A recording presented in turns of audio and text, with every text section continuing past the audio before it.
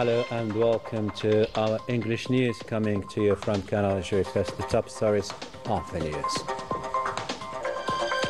The President of the Republic receives the Belarusian Foreign Minister Maxim Renkov and the delegation accompanying him. The President of the Republic also receives the chairman of the Russian organization Business Russia, Alexei Repik. The Army General Minister delegate to the National Defense Minister and PNA Chief of Staff continues his visit to the Republic of Korea in quest of potential cooperation.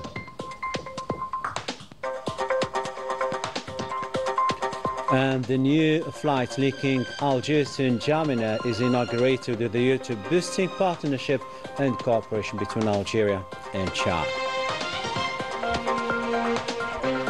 Welcome back and thanks for joining us. The first in our news, the President of the Republic, Abdelmajid Tebboune, received the Belarusian Foreign Minister Maxim Renkov and the delegation accompanying him. The audience took place in the presence of the Private Principal Secretary to the Presidency, Boualem Boualem, the Minister of Foreign Affairs, National Community, Abroad and African Affairs, Ahmed Attaf, in addition to the President's advisor in charge of diplomatic affairs, Ammar Abba. And following the audience, the Belarusian diplomat had this to say to our reporter.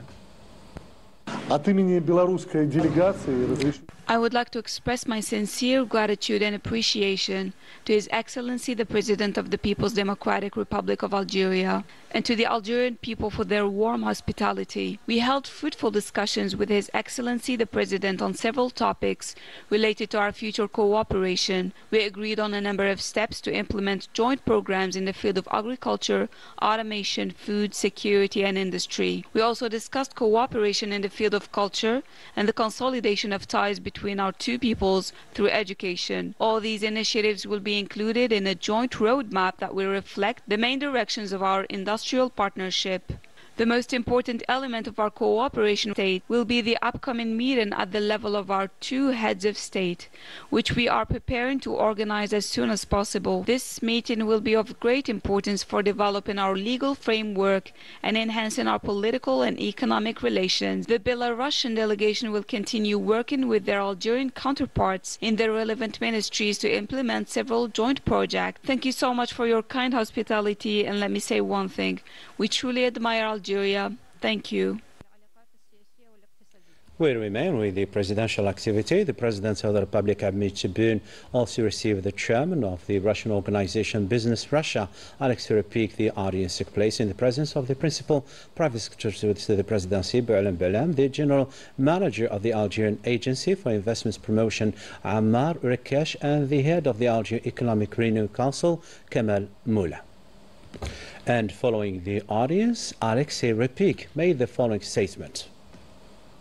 As the representative of Russian companies, I met with the President of the People's Democratic Republic of Algeria, Abdelmajid Tebboune, to strengthen Russian development and investments within Algerian companies, as well as to support Algerian exports, including to African countries. We discussed several topics of mutual interest, and as part of this partnership between Russia and Algeria aimed at revitalizing the Algerian economy, we signed several agreements in Moscow in 2023, in the presence of both the Russian and Algerian presidents.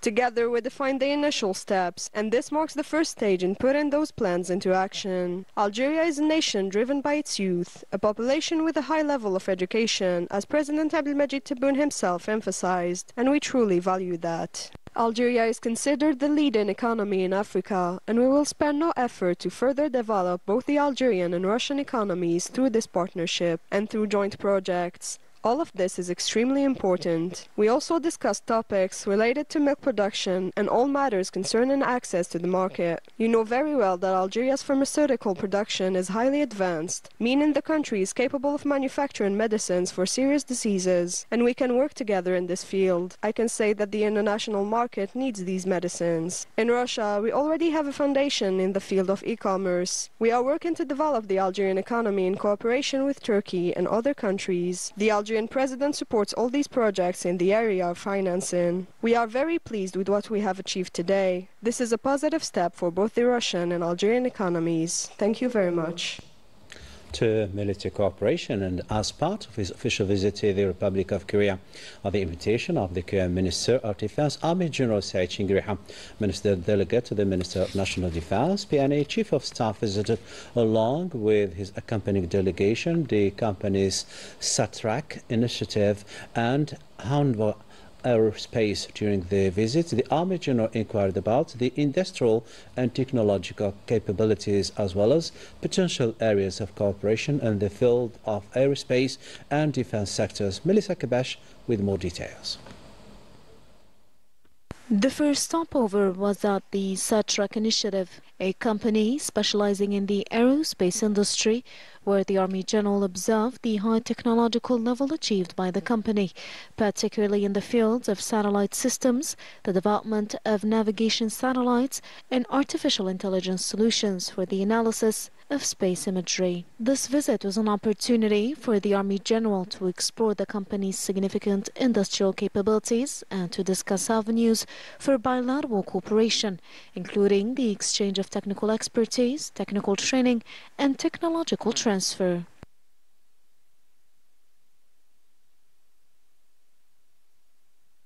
Subsequently, the Army General, accompanied by his delegation, visited the headquarters of Hanwha Aerospace, where detailed explanations were provided regarding the company and its promising industrial capabilities, particularly in the fields of aviation, aerospace, defense, and electronic defense systems. Hanwha Aerospace is considered as one of the world's leading companies in the development of space launch vehicles, artillery systems, armed vehicles, and missiles. Its production range has also expanded to include naval systems as well as engines for ships and submarines. The Army General hailed the remarkable level he observed, expressing his admiration for both the human resources and the advanced technological equipment of the company. For their part, the Korean company's officials expressed their desire to explore opportunities for effective partnership with Algeria. Prime Minister Sifir Rib chaired a cabinet meeting devoted to examining the draft bill relating to the road code as part of implementing the President's guidelines meant to curb with road accidents. Within the framework of combating drugs and psychotropic substances, the government examined two executive decrees fixing the modalities of screening and detecting the use of this substance in schools and vocational centres. And finally, the government followed a presentation pertaining to the establishment of an Algerian institute specialised in cell therapy that will be endowed with the state-of-the-art labs to develop cell therapy.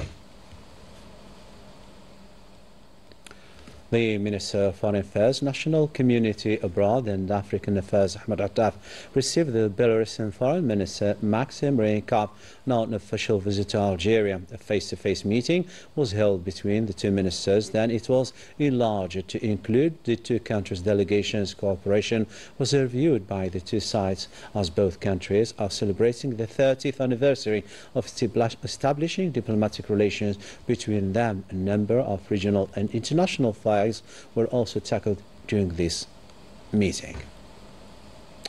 The State Minister, Minister of Hydrocarbons and Mines, Mohamed Arqab, held talks in Doha with the Secretary General of the GECF Forum ahead of the 27th ministerial meeting.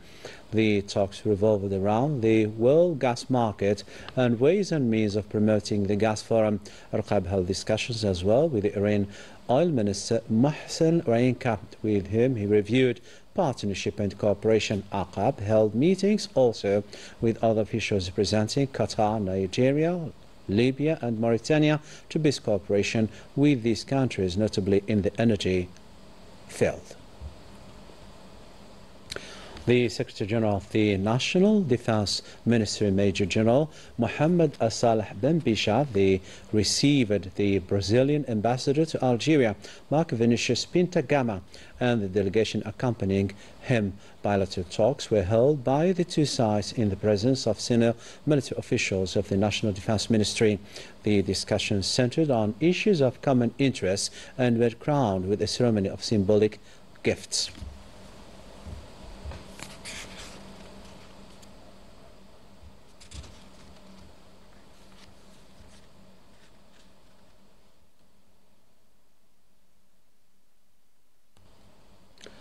A new flight linking Algiers soon. Terminals inaugurated a move likely to give a fresh impetus to bilateral cooperation and partnership, notably in terms of trade and economy. This inauguration thus goes with the President's guidelines aimed at consolidating Algiers' strategic presence in Africa and gives her a strategic position in the continent. Yeah, still watching Canal Algérie. Coming up in our news. Social injustice in rural areas is driving Moroccans to take to the streets, calling for decent life throughout the country.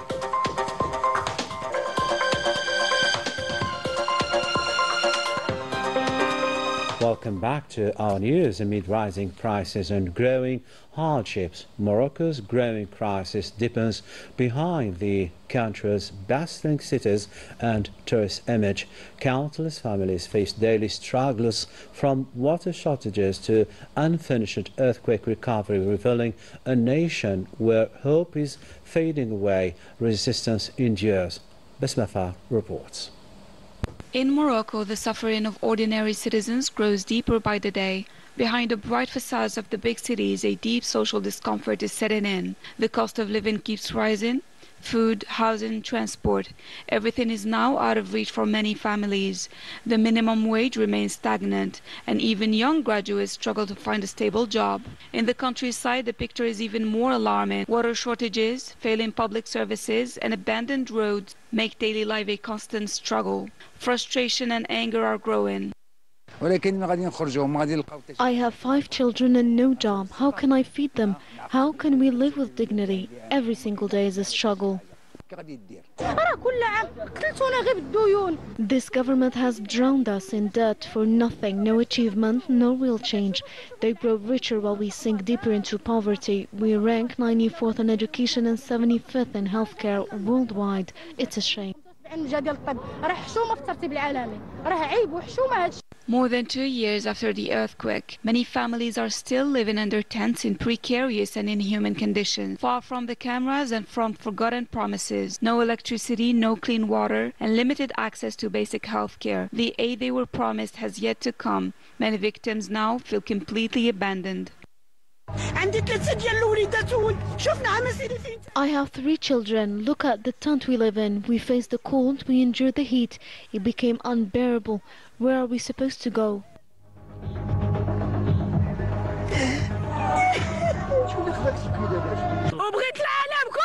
We want to show the whole world our struggle. We are oppressed. For many, the hope for change is slowly fading away. The few protests that emerge are quickly silenced by fear or by oppression. Yet, despite it all, Moroccan people remain standing. They keep dreaming of a fairer future, a more dignified life, and a country where the wealth finally benefits everyone. Still with international news, a new Fracture Française survey lays bare France's growing democratic crisis, deep distrust, political paralysis, and a public that has lost faith in its leaders. Melissa Lila Balaman expounds.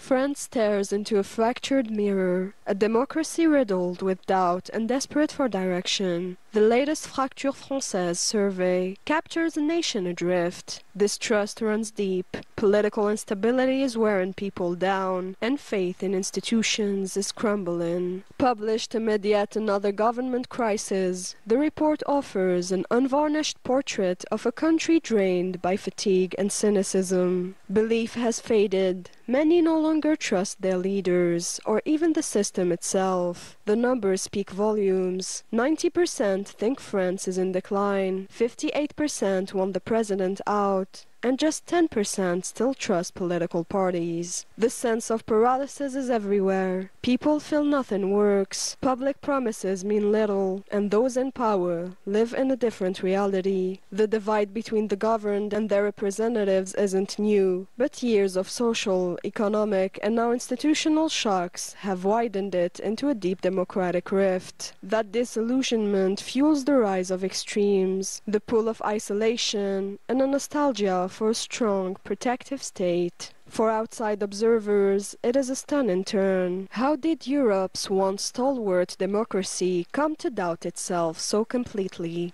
Across Paris and the provinces, civic wariness has set in. Anger is mounting. Political instability is eroding not just credibility, but the country's very cohesion. France now faces its own reflection, powerful yet fragile, trying to rebuild the trust that once held its democracy together.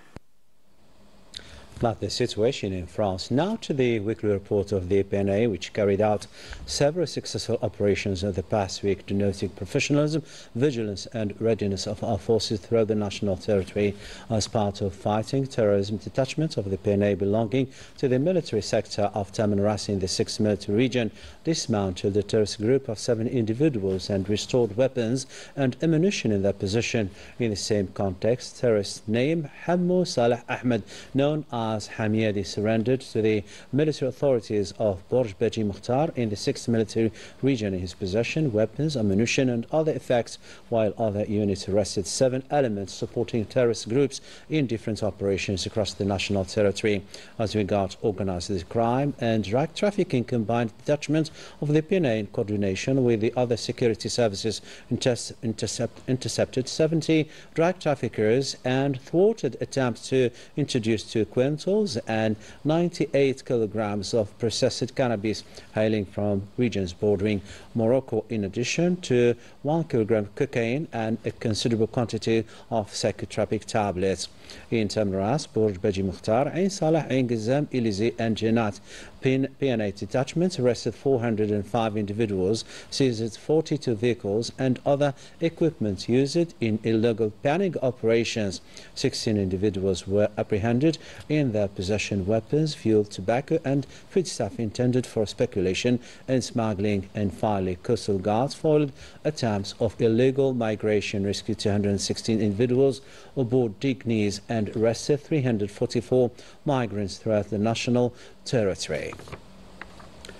Good news now, the EPTV claimed EBU Foreign Coverage Excellence Award after tough competition with prestigious world TV channels. This special coverage was ensured by our Gaza-based correspondent Wissam Abu Zaid, in addition to remarkable efforts of the news exchange desk and its dynamic staff.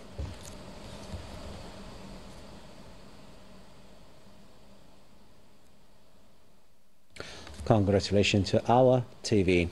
Sports now, Mouloudi of Algiers jumped to the 3rd slot of the National Football Championship after defeating Parade AC with 2-1 in a game held here in Algiers. Let's follow the highlights of this game. مراوغة ذكية من بيازيد على الجهة اليمنى. مهدي بوشي داخل منطقة العمليات والهدف الأول.